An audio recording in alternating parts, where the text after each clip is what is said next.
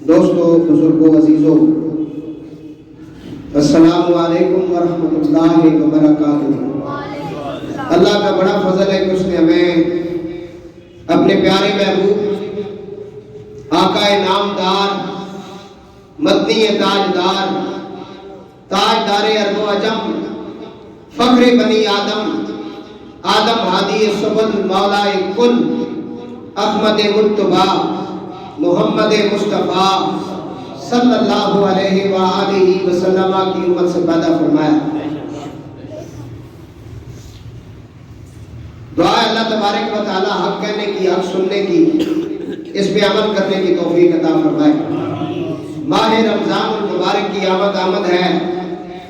ہم نے پچھلے جمعے پہ رمضان المبارک کے فضائل پیش کیے۔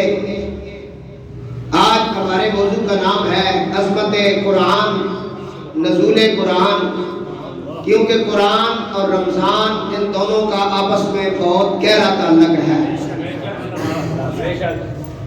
آج اللہ کی اس نایاب کتاب کے متعلق قرآن و حدیث کی روشنی میں جو کچھ بیان ہوا ہے وہ ہم پیش کریں گے۔ دعا اللہ تعالیٰ ہمیں قرآن پاک کے فیوض و برکات نصیب فرمائے۔ میں نے آپ حضرات کے سامنے جو آیت مبارکہ تلاوت کی ہے، اللہ تعالیٰ فرماتا ہے شہر رمضان الذی انزل فیہ القرآن۔ ہم نے قرآن کریم فرقان حمید کو رمضان المبارک کے بابرکت مہینے میں نازل کیا۔ شہر رمضان الذی انزل فیہ القرآن۔ ہم نے قرآن کریم کو، فرقان حمید کو، اپنی اس آسمانی کتاب کو، اس لاریب کتاب کو رمضان المبارک کے مہینے کے اندر نازل کیا۔ تو رمضان شریف کو جہاں اور بہت نسبتیں حاصل ہیں، وہاں اس کو یہ نسبت بھی حاصل ہے کہ رمضان شریف کے اندر اللہ نے قرآن پاک کو نازل کیا۔ رمضان میں روزے ہیں، رمضان میں نفلوں کا ثواب فرضوں کے برابر ہے، فرضوں کا ثواب 70 گنا زیادہ ہے۔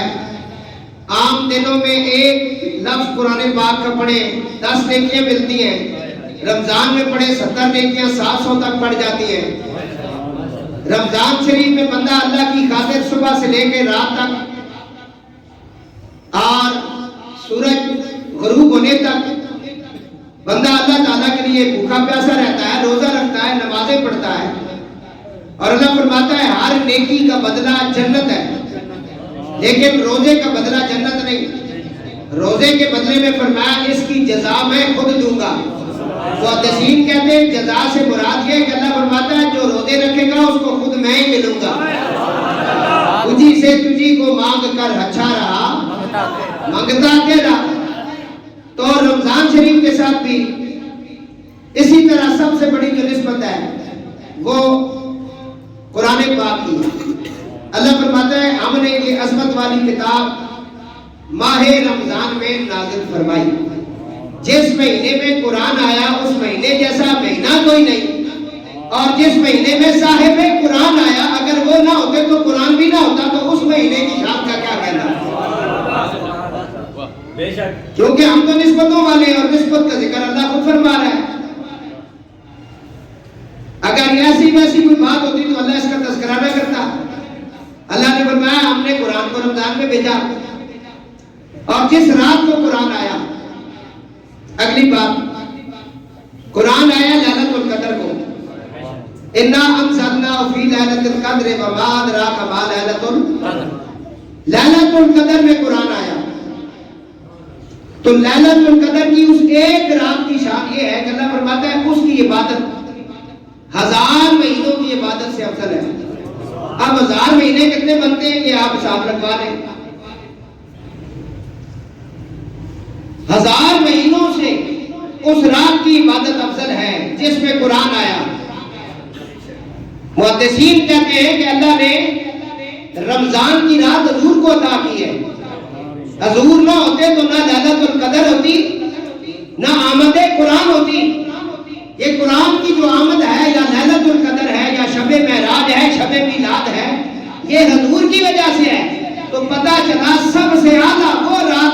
جس رات کو حضور تشریف لائے ہیں، جس رات کو حضور تشریف لائے ہیں، کیونکہ حضور کی موجودگی کی وجہ سے یہ راتیں ہمیں ملی ہیں، یہ تو حضور کی وجہ سے ان کی اتنی عظمت اور شان ہے۔ اور جس رات کو خود حضور نبی پاک علیہ السلام تشریف لے کے آئے، اس رات کی عظمت اور شان کا کیا کہنا۔ درود پاک ذرا آپ پڑھ لیں تاکہ ہم اپنا پروگرام شروع کریں۔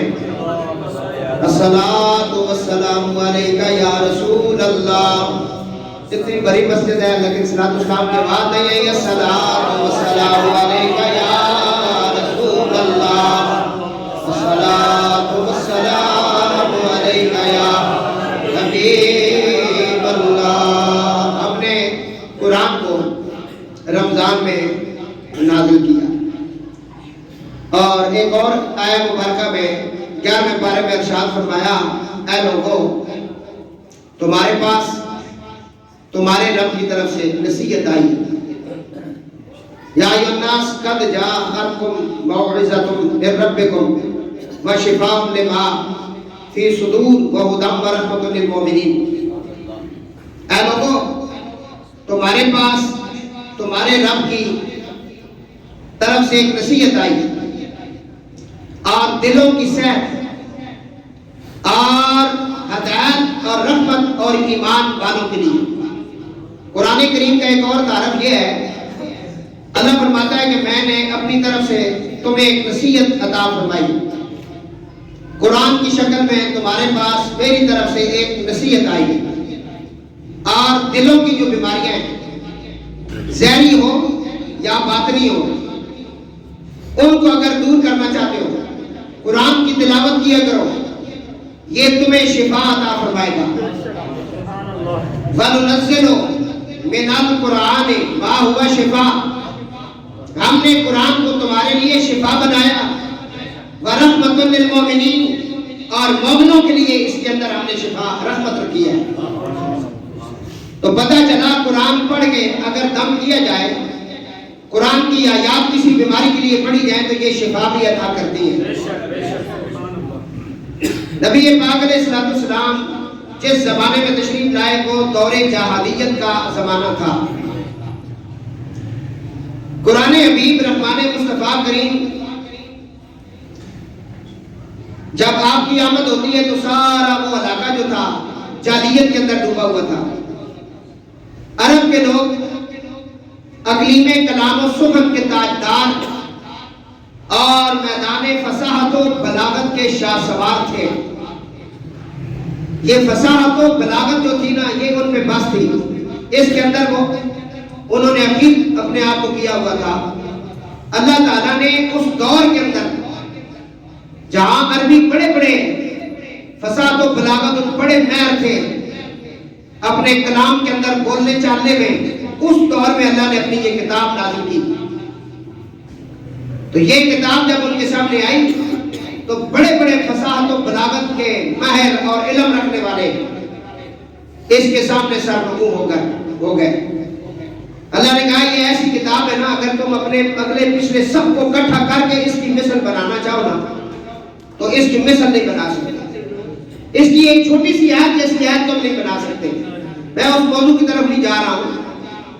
تو عاشق مصطفیٰ امام احمد رضا بریلوی علیہ الرحمہ فرماتے ہیں، تیرے آگے یوں ہیں دبے لچے فصحائے عرب کے بڑے بڑے، کوئی جانے منہ میں زبان نہیں بلکہ جسم میں جان نہیں۔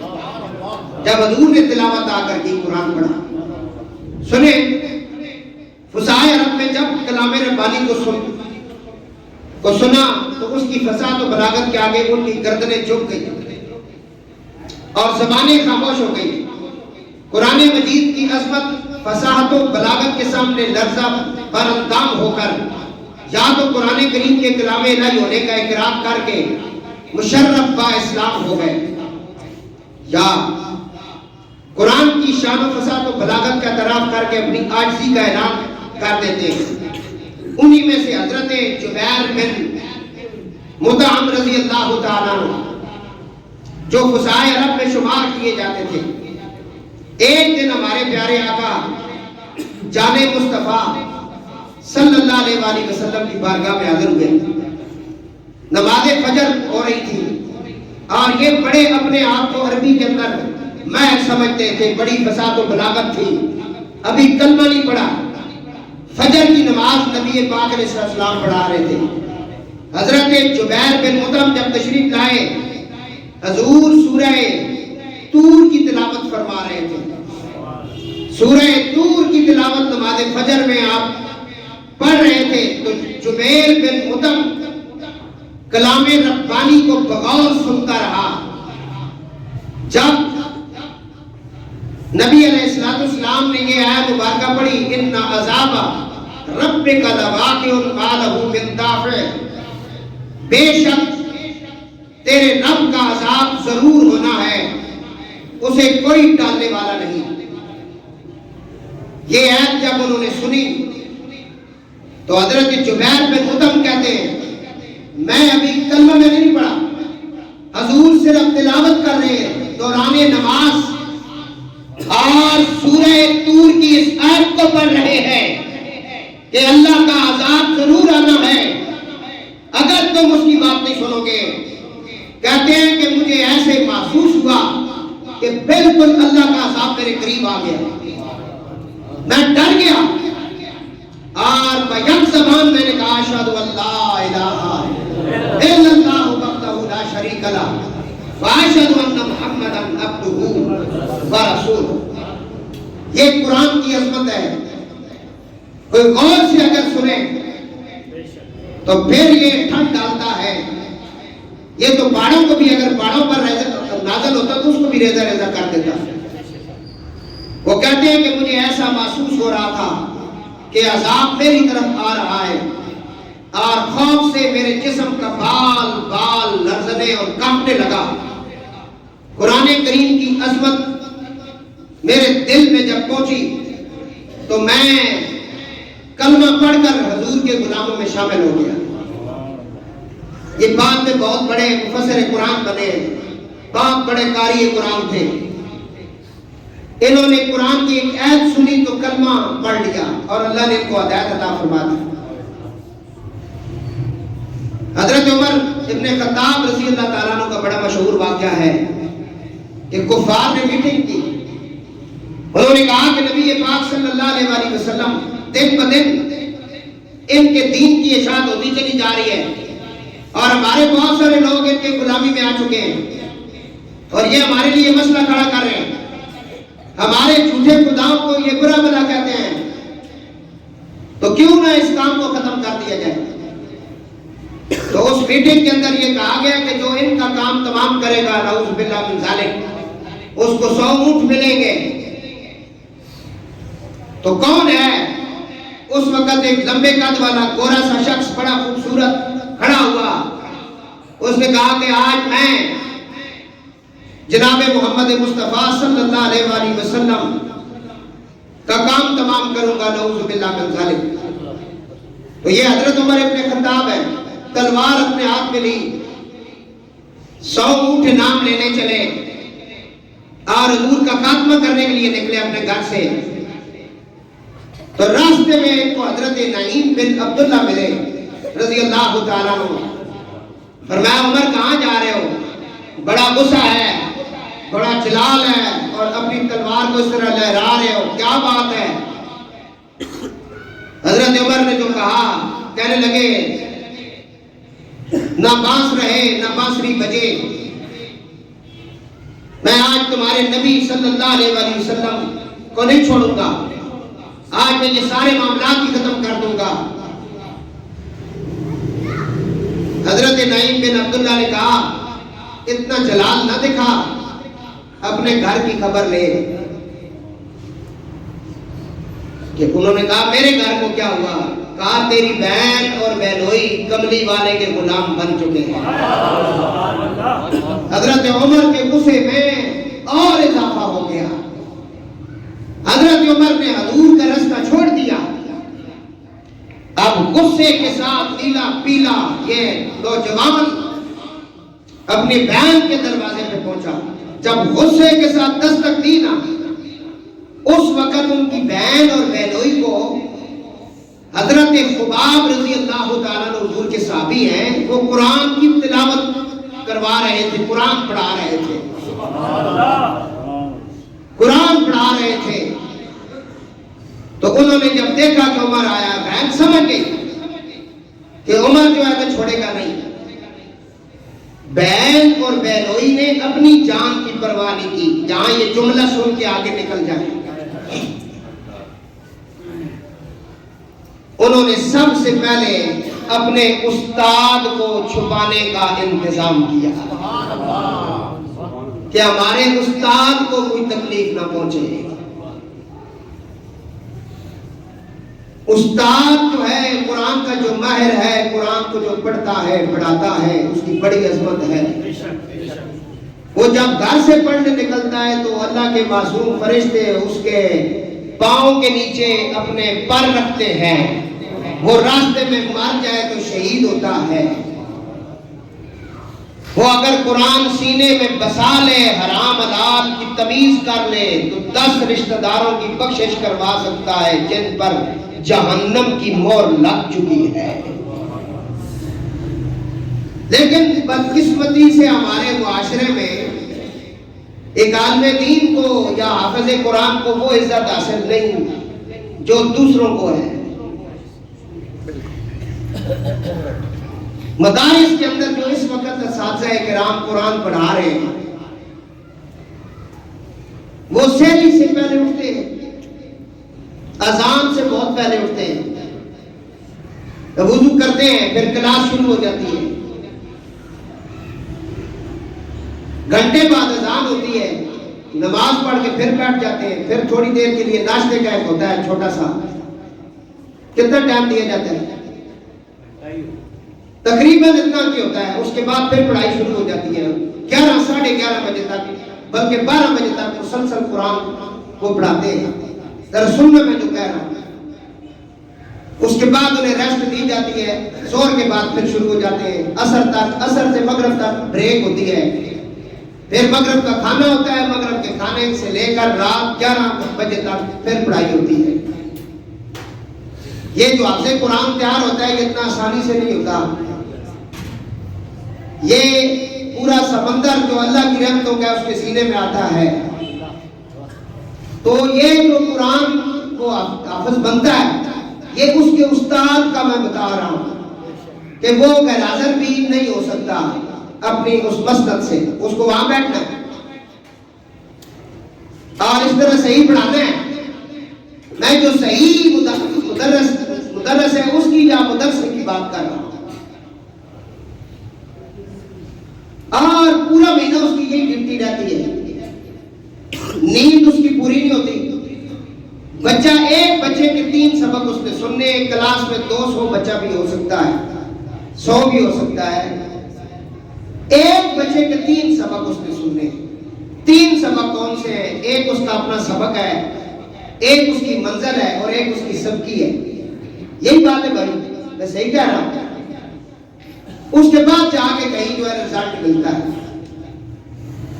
لیکن اس کے بدلے میں اس حافظ قرآن کو، اس عالم کو جو یہ پڑھائی کرا رہا ہے اور یہ قرآن پڑھا رہا ہے، جس کی عظمت سے قرآن بھی بھرا ہوا ہے، حدیث پاک بھی ہیں، اس کو ملتا کیا ہے؟ اس کی خواہشات نہیں ہے اور اس کی ضروریات نہیں ہے۔ تم نے کون سے تیر مارے ہیں دفتروں میں کہ مرتے دم تک تمہیں جو ہے نا وہ اس کا ملتا رہتا ہے؟ کیا ہوتا ہے جی؟ وہ جو ہے ملتی ہے، پینشن تم لیتے رہتے ہو۔ کیا تم نے کتنے تیر مارے ہیں وہ بتائیں آپ نے، کیا کیا آپ نے؟ حافظ قرآن کی جو میں تنخواہ بتا رہا ہوں نا مدرسے کے اندر، وہ 15,000 سے زیادہ نہیں ہوتی۔ جس دن قاری منصور اوان نے اپنے مدرسے کا افتتاح کروایا نا، استاد جی تشریف لائے، آپ موجود تھے، اینڈ پہ استاد جی نے یہ بات کی تھی جو میں ابھی کر رہا ہوں۔ انہوں نے کہا افسوس ہے یہودیوں کی تعلیم کے لیے ہم اچھے سے اچھا سکول ڈھونڈتے ہیں، انگریزی سیکھ لے جی، کیونکہ اس نے انگریزی پڑھ کے ہمیں بخش نہیں ہے نا، مرنے تو بعد غسل دینا بھی نہ نہیں آتا، وہ بھی استاداں بلاؤ جی، کسی کی جو خادم لے کے آؤ کیونکہ جڑا دان مر گیا انہیں سن کچھ غسل تے دینا تے برش بھی نال کے نہ اسے چمکاؤ. مجھے کوئی فون کرے نا غسل دے میں اسے کہتا ہوں 5 مرلے جگہ پنڈی میں میرے نام کرا غسل دوں گا. میں کیوں دوں غسل؟ میں ٹھیکہ چاہیا تھوڑا یہ ثواب تسی اپنے کول رکھو. اساں تواڈے ثواب دی لوڑ نہیں. اسی 24 گھنٹے ثواب وچ رہنے ہیں. ہاں طریقہ بتائیں گے. غسل شوسل اساں نہ دینے. اپنے پیو دیتا سی نا. تسی ساڈے پیو اسی تواڈے پیو ہاں سارے نے. کوئی سمجھ آئی کہ نہ آئی؟ اے تتیاں سنو یہ تانوں عظمت قرآن پتہ چلے گا. پورا مہینہ آپ صاحب تھے مسلح قرآن پاک سنا قرآن سننے 30 سال ہو گئے نا مسجد ایک یا 2 بندے تو زیادہ میں نام نہیں لینا. کدے کسی نے کیا ہو دیا افطاری میرے نال کرے صرف ہاتھ چومنے نال گل نہیں پڑھنی قدر نال پڑھنی. کرامان چلے جاؤ جنا اسی بیکورڈ ایریا کہنے دیکھو جا کے خدمت کس طرح کرنے.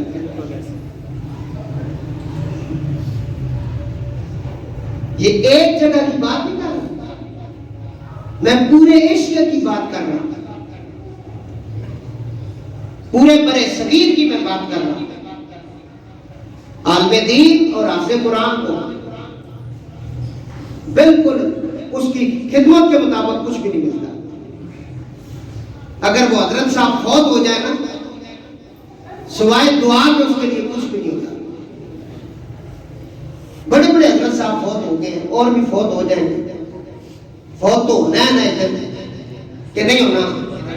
بس سوائے دعا کے بہت چنگے ہیں کہ بہت ظالم آواز ہے یہ کیا بات ہے. شعر پڑھنے اندر رونا آگے تو سا کہ کتا جڑے ہاں گوڑیاں ہاتھ لانے ہیں کیونکہ درد ہونے ہیں. کچھ طبیعت ٹھیک ہوئی تو سب کے دھیانیاں نال کے مقابلہ کرنا ہوئے. چیف جسٹس نے تبدیلی کر دیتی تھے سوائے علماء کرام کو کچھ بولا. جانا دینیاں تے نہ دینیاں دین تے مشکل بڑسی دینا ہی نکلنا. ہر بندہ 5 منٹ راتی سونے تو پہلے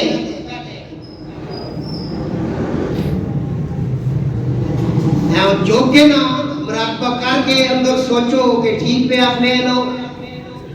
ہر بندہ اپنا حساب خود کرے تے خود اپنے معاملے ٹھیک کرے.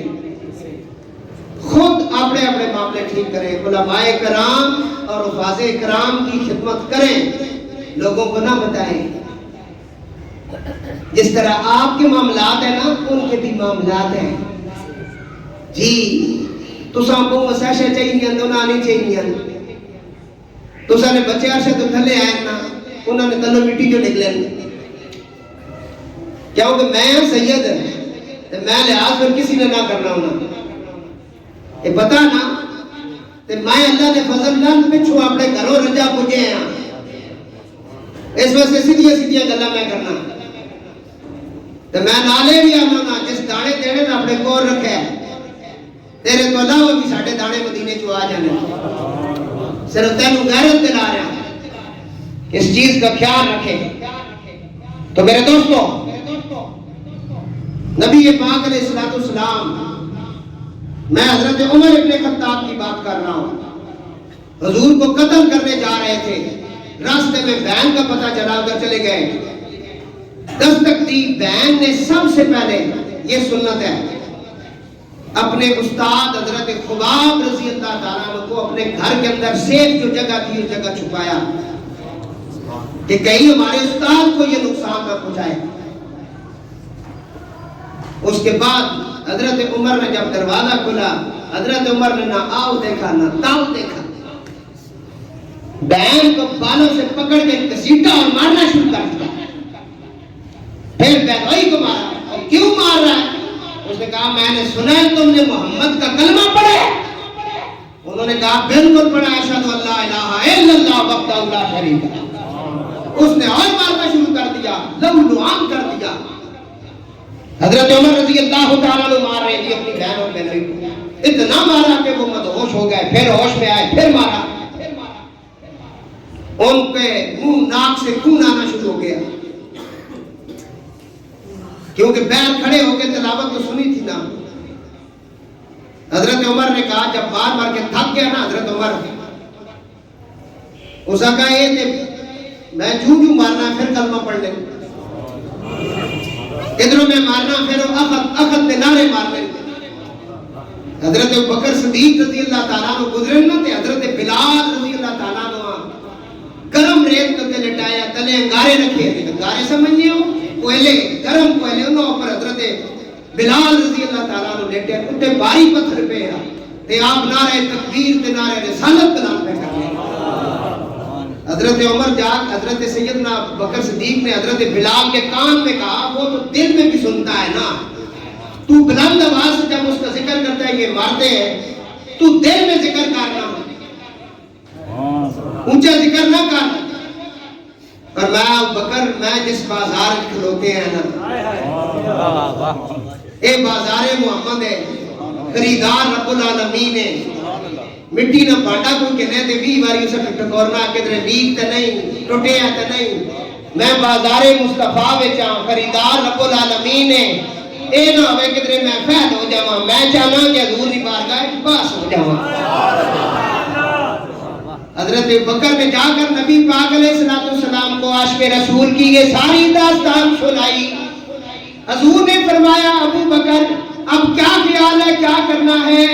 یا رسول اللہ میں بھاری قیمت دے کر بلال کو خریدوں گا اور اپنا ایک گورا چٹا یہودی جو ہے وہ بھی دوں گا، گورے رنگ کا چٹا یہودی غلام وہ بھی دوں گا اور بھاری قیمت بھی دوں گا۔ نبی پاک علیہ السلام نے فرمایا بلال کی خریداری میں محمد کا حصہ بھی ڈال دینا، میرا حصہ بھی ڈال دینا۔ حضرت بلال رضی اللہ تعالیٰ عنہ کی خریداری شروع ہو گئی۔ اس نے کہا کہ میں تو ترازو پہ تول کے لوں، آپ نے وہ کچھ بھی دیا اور گورا جو غلام تھا وہ بھی دیا، بھاری قیمت آپ نے ادا کی۔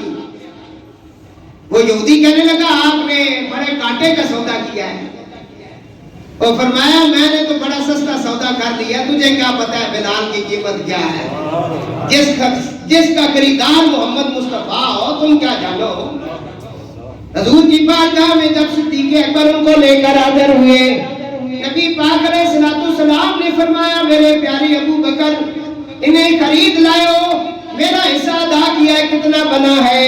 یا رسول اللہ میرے پاس جو کچھ ہے وہ سارے کا سارا آپ ہی کا ہے، کیونکہ یا رسول اللہ نہ کلیم کا تصور نہ خیال طور سینہ، میری آرزو محمد میری جستجو مدینہ،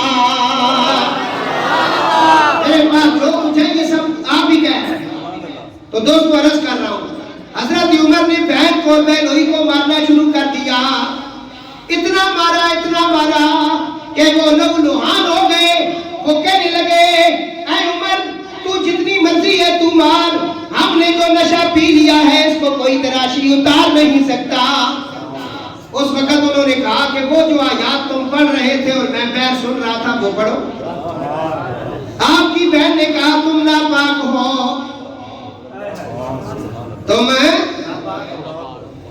تم ناپاک ہو، کافر ہو، اس وقت تک تم نے کلمہ نہیں پڑھا، یہ کلام پاک ہے، یہ ہے قرآن کی عظمت، یہ کلام پاک ہے، کلام والا پاک ہے جس کا ذکر تم نے کرنا ہے۔ جاؤ غسل کر کے آؤ، اپنے جسم کو پاک کرو، پھر ہم آپ کو تلاوت سنائیں گے۔ حضرت عمر رضی اللہ تعالیٰ عنہ غسل کر کے جب آئے، اس وقت بہن نے اپنے استاد حضرت خباب کو بھی بلا لیا، سورہ طٰہٰ کی تلاوت شروع ہوئی۔ حضرت عمر کی چیخیں نکل گئیں، آنسو روا دوا جاری ہو گئے۔ حضرت عمر کہنے لگے جلدی کرو، کہیں میری روح نہ نکل جائے، مجھے کملی والے کی بارگاہ میں لے جاؤ، میں حضور کے قدموں کو چومنا چاہتا ہوں، میں نبی پاک علیہ السلام کی غلامی میں آنا چاہتا ہوں۔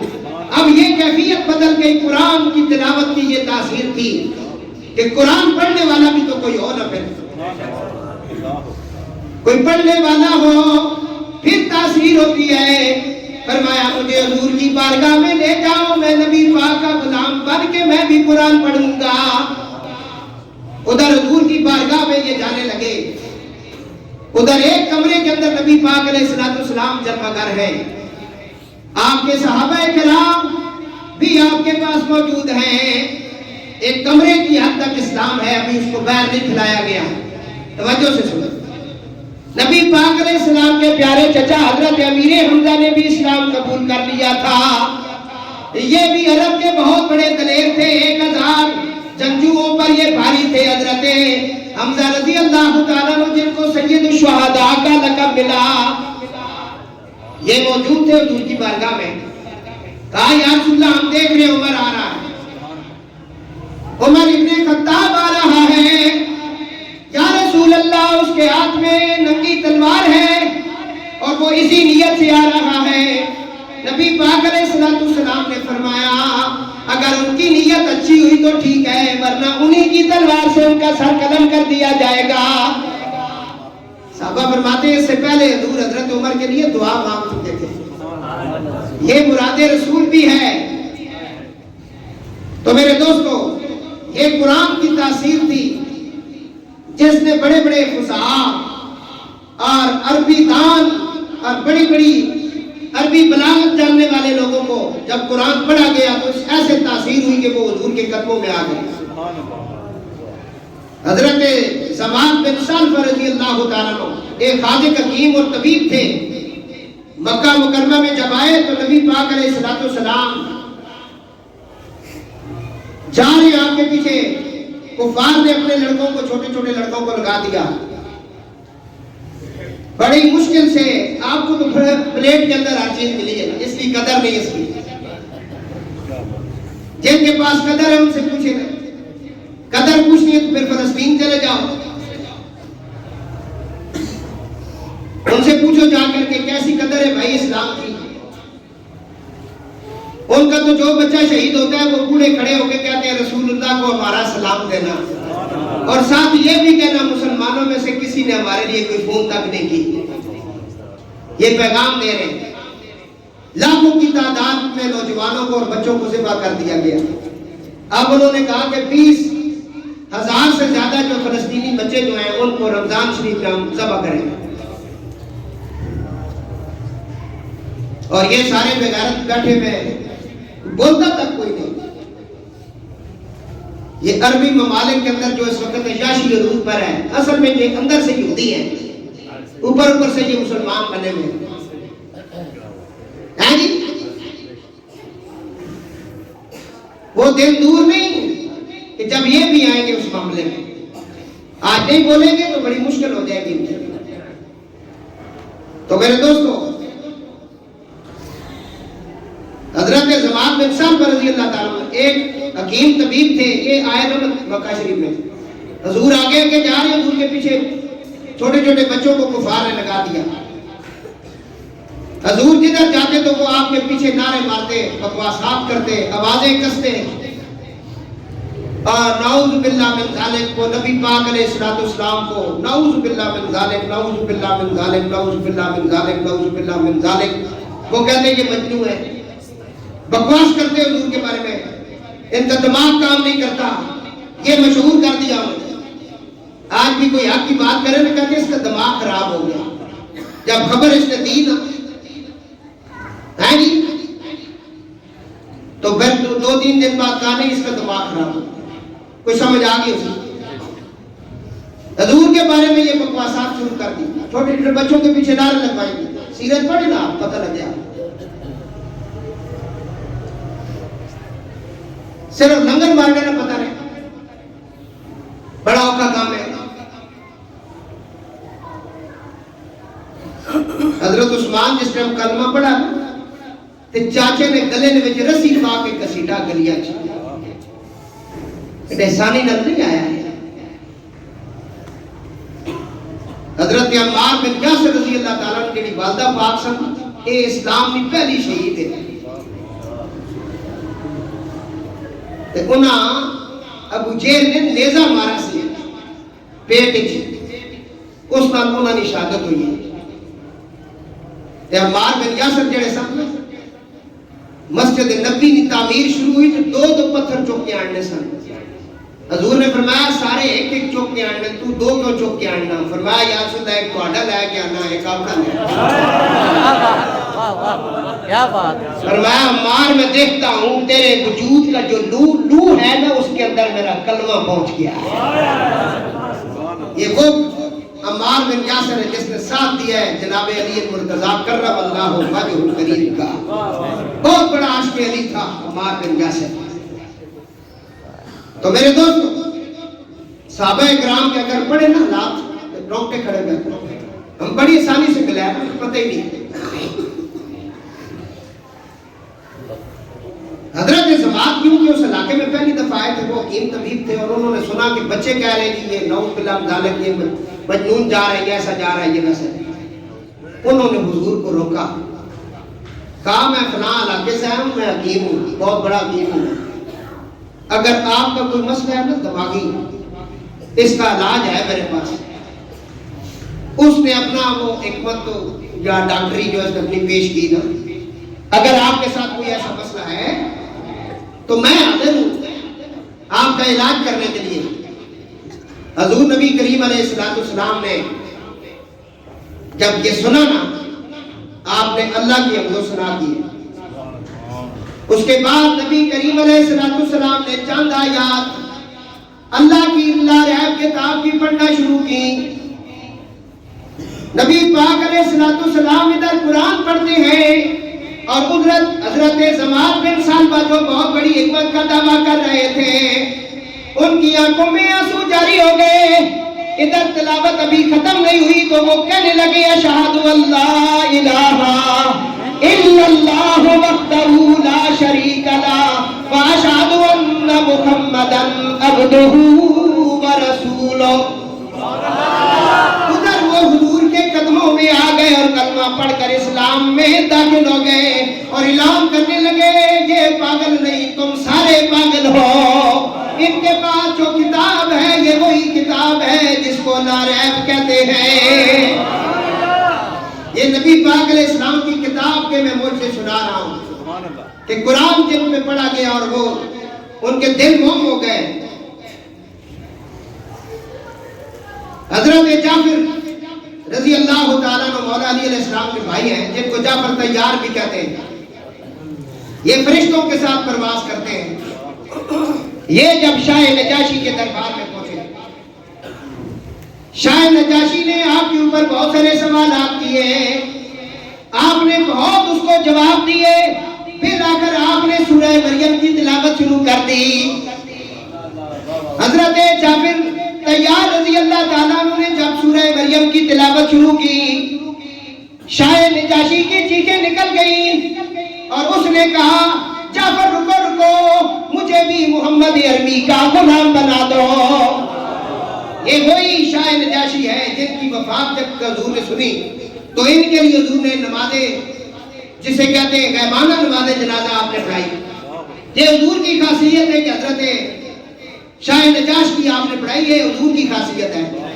کیونکہ حضور کے آگے کوئی چیز جو ہے نا وہ حیل نہیں ہوتی حیل نہیں ہوتی اس مسئلے میں نہیں جاتا ٹائم نہیں اور میں اب یہاں ایک ولی اللہ کا جن کے دربار پہ میں پچھلے سال کے رات کے اندر حاضر ہوا امام اعظم ابو حنیفہ رحمۃ اللہ علیہ کا جس محلے میں دربار ہے نا اسی محلے میں بیک سائڈ پہ ان کا دربار ہے حضرت بشر حافی رضی اللہ تعالیٰ عنہ یہ اپنے وقت کے بہت بڑے جو ہے نا وہ ان کے شراب خانے تھے یہ شراب پیتی بھی تھی شراب بیچتے بھی تھے ان کی پٹیاں بھی تھی شراب کی لیکن ہدایت جب آنے لگے تو پھر ہدایت آ جاتی ہے نا تو یہ اپنے شراب خانے سے نکلے نا تو راستے میں جا رہے تھے گندگی کے اس ڈھیر میں انہوں نے ایک پرزہ دیکھا کاغذ کا جس کے اوپر لکھا ہوا تھا بسم اللہ الرحمن الرحیم بسم اللہ شریف لکھی ہوئی تھی اور آج کیا ہوتا ہے بڑے بڑے اشتہار ہوتے ہیں بڑے بڑے پیروں کے نام ہوتے ہیں وہ لانا حضرات کے بھی ہوتے ہیں ہمارے بھی ہوتے ہیں اور اشتہار ہم کہاں سے تلاش کرتے ہیں؟ صبح کے وقت اگر ہم جائیں نا، پیر عارف صاحب آج جمعہ پڑھنے آئے تو کافی عرصہ ہم دونوں جاتے رہے نا ڈھوکلا خان تک، تو نالیوں سے بھی ہم نے اشتہار نکالے ہیں نا، جس کے اوپر کعبہ شریف کی تصویر، مدینہ شریف کی تصویر، عاشقان رسولوں کے نام، الصلاۃ والسلام علیک یا رسول اللہ. بھائی یہ بہت بڑے عاشق ہیں جی، اور توبہ کر دیجیے نا سارے عاشقوں کو، تنگ آ گئے، سارا جھوٹ ہے، سارا کوڑ ہے جی. ماں والا خان بلا لینے نیچے لوگ ہوتے جس اماں بخشوانا جڑا ملے نا امام ہے، اس نے ترائے تنخواہ کٹھے اسے چاہ دیا. امام نے پوچھے واپے انہوں نے بس ہاتھ چمڑے تے گوڑے ہاتھ لانا، استادہ نے دیو کدھر کاٹ نہ بنو. میں صحیح پہ آگلا اے نا خان کیونکہ منگتا ہے انہوں آ گیا غریب دیتی جاؤ سامان. ماشاء نصیر الدین نصیر شاہ رحمت اللہ علیہ نے گھر یاد آئی، کل یوم شریف آپ تقریر کرنے گئے تے آپ نے پھر کیا بات ہے یہ تے دوران خطاب نہ تے وہ آ گیا نا خان بڑا، وہ اویس رضا ہو جڑا کراچی علا جس برمن میں تیونی شادی کی تھی کمینے، ایک کمینہ آیا نا جس ٹائم کوئی احترام نہیں ہے نا. تے پیر صاحب فرمایا بہت بڑا عاشق رسول کراچی تو آیا تے ناف پڑھ لینا 1.5 لاکھ روپیہ کے دس کتنا ہوئے. یہ جڑے بہت بڑی ہوئی محفل کرانے نہ کچھ دین لگے کام کیتا ہے. موت پوے تسا مرو چھلا تسی. اے ملین وچ جڑے مدرسے کھلے نے انہاں نے کیا مدد کی تسا؟ کوئی بجلی نہ بل دیتا نے؟ اے رجیاں رجانے میں انہاں کمینیاں دے رہے جڑے اپنی پراپرٹیاں بڑھا رہے ہیں. اور دین میں بھی کوئی کام کیتا ہے تسا؟ کتنے بچے جڑا تسا حافظ قرآن پڑھایا؟ علماء کرام نے تو وہی پرانا طریقہ کار ہے کہ تسا نے صدقے زکات کراتا ویلیاں تے پھر کو بجلی نہیں بل جمع ہونے تے وہ نظام چل رہے مدرسے میں کسی طرح چل رہا ہے. کیا کیتا تسا؟ بڑے تسی عاشق بنے ہو، پیو مار گیا ماں مار گئی ساری زندگی اسے سے آدھا کلو فروٹ کار نہیں کڑا نہیں کدھر بیوی مارے نہیں مار کے گیا تے اور تسی پیشہ بھر کے فروٹاں نہیں رکھ رہے ہو.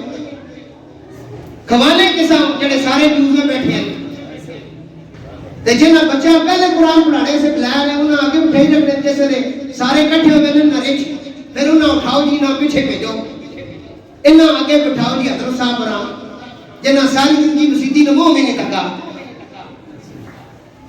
میں کوئی 4 دھڑے لائن شاہ نصیر الدین نال گل سمجھ آئیے. خدا نہ خوف کرو، اگے جا کے سارے امتحانات دینے نے بالکل اتنے لمبے چوڑے خرچے کرنے کی کوئی لوڑ نہیں. میرے والد محترم وصال فرمان تو پہلے آپ نے وصیت نامہ لکھا، فرمایا بیٹا میرے پیچھے دیگیں پکانے کی ضرورت نہیں ہے، کچا اناج لے کر ان گھروں میں دینا جن کو ضرورت ہے. اگر ہمارے لیے آپ نے کچھ کرنا ہے، میرے لیے کچھ کرنا ہے تو اس طرح کریں، کوئی لوڑ نہیں. ہوٹلوں کی روٹیاں دینے نہیں دی، ماں بہت ہوگی تو ہوٹلوں کی روٹی دے سا. کیوں بھائی کیا ہے انہیں کی شاہ ان کو بھابی ہو گئے جی اسی دیا 10 لاکھ کرنا. یہ جڑی اسی کسی نکار دعا مانگنے میں نے نا، میں اہل سنت کی کتب سے بات کر رہا ہوں، مسلک حق اہل سنت اولیاء کے مسلک کی بات کر رہا ہوں. اگر کوئی بندہ فوت ہو جائے 1 مرتبہ آپ اس کے گھر میں جائیں، 1 مرتبہ. کتنی مرتبہ؟ بولے کتنی مرتبہ؟ 1 مرتبہ اس کی تعزیت کے لیے جائیں، وہاں فاتحہ شریف پڑھیں، اچھے طریقے سے دعا مانگیں اور آ جائیں. بار بار جانا مکروہ ہے، اسے تکلیف نہ پاؤ. 40 جاڑے اس نے کہا ڈرامہ لگے ہیں جی چاواں بکریاں اور اتنے بہ کے سیاست ڈسکس ہو رہی ہے تے سٹے چکیاں جا رہی ہیں جی کوڑ کڑم سارا ہے. اس کی بنا اس کیس میں جڑے ہاں یار وہ جو ہے اس نے کیوں ہے اس نے جو ہے کیوں ملیا یہ کرنا کرنے نا سارے باوضو جاؤ. آج بھی میں اور دعا مانگ کے آیا تھا باڑا نے پیچھے جوان بچی فوت ہوئی جمعہ پہلے میں دعا کر کے نہ ہوتی گالا کی میں کہا صبح میں ایک حدیث پڑھی ہونی تو سنے حوالے کر تو سنے میں حوالے کر دینا. میرے آقا نے سامنے ایک صحابی نے کل واللہ خان اللہ سماعت پڑھی. حضور نے فرمایا وجب فی الجنت، تیرے اوپر جنت واجب ہے. ایک باری پھر میرے آقا نے فرمایا ایک مرتبہ کل شریف پڑھے 1/3 قرآن پاک کا ثواب ہے. 3 دفعہ پڑھے 3/3 ایک پورے قرآن کا ثواب ہے. کسی نے کہا چلو سورۃ اخلاص پڑھو, سورۃ فاتحہ پڑھو, کوئی فائدہ تو ہے نا تو سارا. تو کوئی خرچے مرچے کرنے لوڑ نہیں, صدقہ جاریہ کرو. میرا جیڑا بھی دوست ہے نا قریب بہنا, میں انہوں منع کرنا ہوں, کوئی لوڑ نہیں. اچھے لوگ دے جمعراتاں دے بہت لمحہ چھوڑا کوئی بھی نہیں درود ہے. تسی کرو نا دعا تو منع تو نہ کرنے. ایک گلاس دودھ نہ رکھو, ایک روٹی پکا چھوڑو, تھوڑا جہا گار سالن پکایا نہیں وہ رکھو. آپ پڑھو, تیاں پڑھو, ساریاں بھیناں پڑھو, اساں ماواں پڑھو, ساریاں بیٹھ کے پڑھو. بخشو انہوں نے روح. ہاں زیادہ پیسے پاؤں مطلب چور کر رہے نا, پیسے تانگ کر رہے ہیں. اور مسیدی جیسی لواؤں لگے ہیں, جڑا بجلی لگی سارے سولر سسٹم لاؤں لگے ہیں. کتنے لگ گئے سی 7-8 لاکھ. تم کہڑے زمانے میں گل کرنا ہے؟ 14 لاکھ روپیہ لگے ہی نا پچھلے سال چودھری والی مسیدی. اتنے 20 لاکھ تو ہی کام.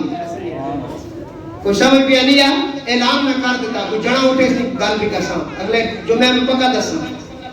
یہ بڑے جڑے نے جنہاں کو بہت نوٹ سامنے آ جاؤ, آپ ہی لوا چھوڑو, اعلان کرنے لوڑ ہی کوئی نہیں. اللہ اس سے منگنا شروع کر دے. تسی اپنے گھروں میں لانے پہ مانگ کے کرنے پہ ہو. بس سمجھ آئی ہے نا. ایک دفعہ کل پڑھو کتنا ثواب ہے.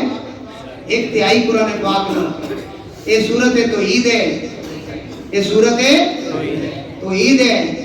حضرت جعفر تیار نے جیسے میں حضرت بشر رافی نے اپنی گل کر کے ختم. حضرت بشر رافی شراب خانے جو باہر نکلے تھے, آپ نے دیکھا ایک پرزہ پہ ہے, کاغذوں سے اوپر بسم اللہ الرحمن الرحیم لکھی. انہوں نے چک لیتی, بھئی میرے رب نے نہ ہے, قرآن کی آیت ہے نا.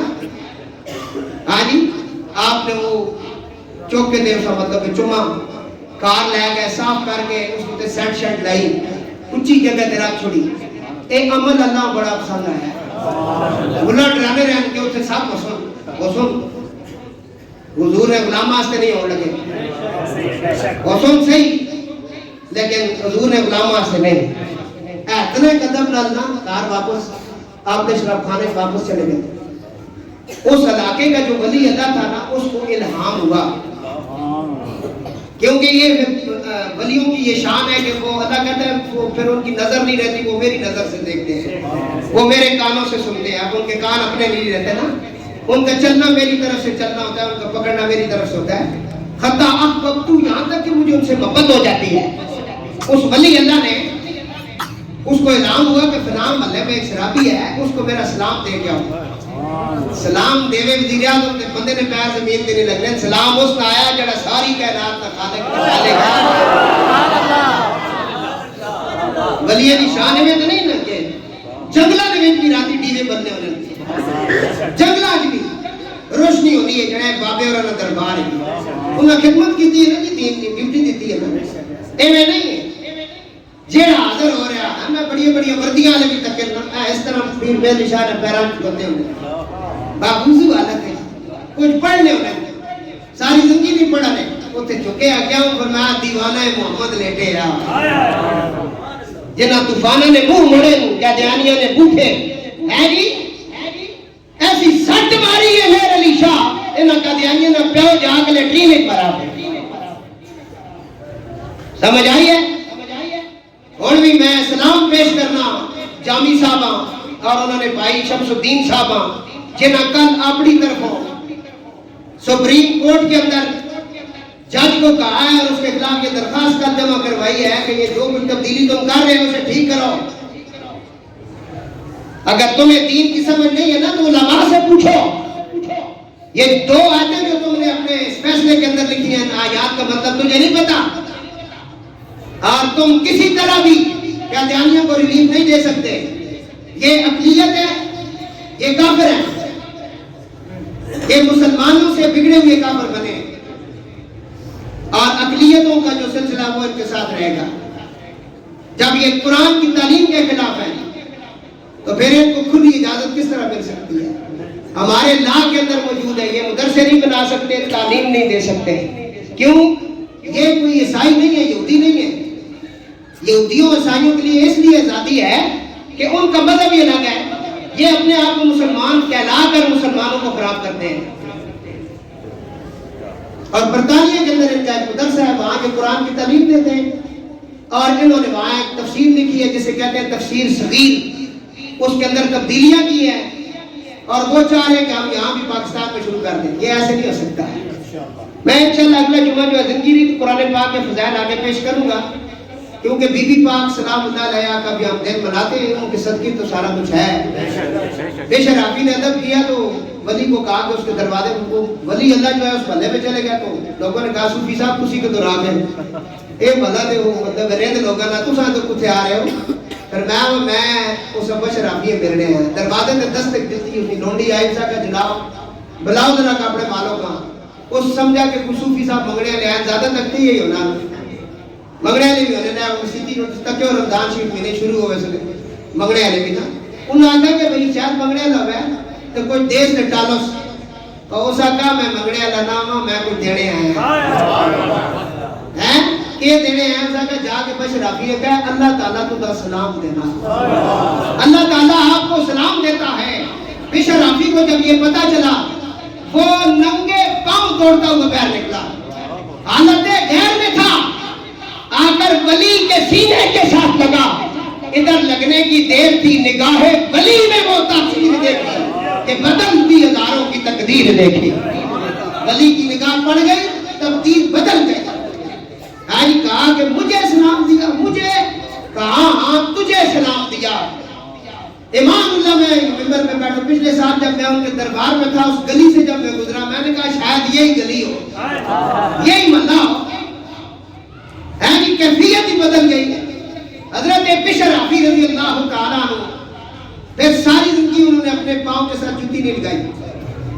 ادب کا یہ مسجد کے کونے میں بیٹھے رہتے، روتے رہتے، قرآن پڑھتے رہتے، اور پھر وقت کے بہت بڑے بڑے علماء کرام آپ کی خدمت میں حاضر ہوتے، وہ جو عشق الہی آپ کو ملا تھا اس کی چاشنی لینے کے لیے آتے۔ حضرت بشرافی رضی اللہ تعالیٰ عنہ جب تک رہے تو وہاں کے جو جانور تھے نا ان کو منع کر دیا گیا، راستے میں بکریوں کو اور اونٹنیوں کو، ڈاچیوں کو منع کر دیا کہ راستے میں پیشاب نہ کرنا، اپنی مینگنیاں نہ گرانا، کہیں میرے بشر کا پاؤں گندا نہ ہو جائے، کیونکہ خطہ احببت ہوں، اب ہمیں اس سے محبت ہو چکی ہے۔ یحببکم اللہ، ہم نے اسے محبت کا تاج پہنا دیا ہے، جسے ہم محبت کا تاج پہناتے ہیں پھر اس کا ذکر نہیں رہتا، ہمارا ذکر بن جاتا ہے۔